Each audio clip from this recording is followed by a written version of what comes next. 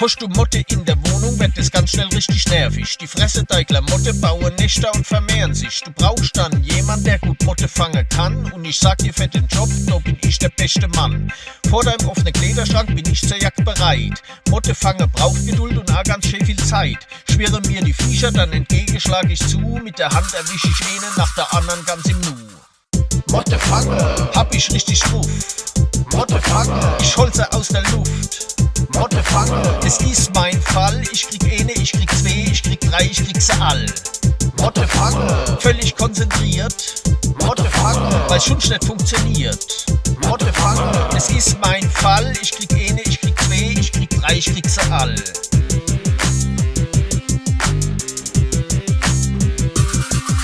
In Vorratsdose in der Küche, da lebe Motte gern, weil die sich von Mehl und Körnerkram ernähren. Lässt du mich mit meine flinke Hand in der Küche nei, ist der Küche ganz im Nu wieder völlig mottefrei. Auf Schnelligkeit und Technik kommt's beim Mottefangen an. Ja, beim Mottefangen, da macht mir so schnell keiner was vor. Wobei es fürs Mottefangen überhaupt nicht wichtig ist, ob's eine Küchenmotte oder eine Klamottenmotte ist.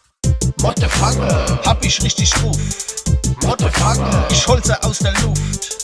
Motte fangen, es ist mein Fall. Ich krieg eine, ich krieg zwei, ich krieg drei, ich krieg sie all. Motte fangen, völlig konzentriert. Motte fangen, weil schon nicht funktioniert.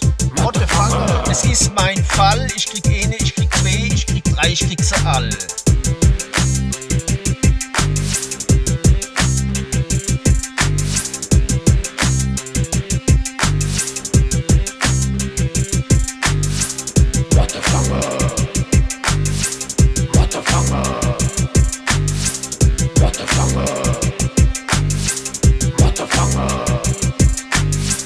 Motte fangen, hab ich richtig drauf.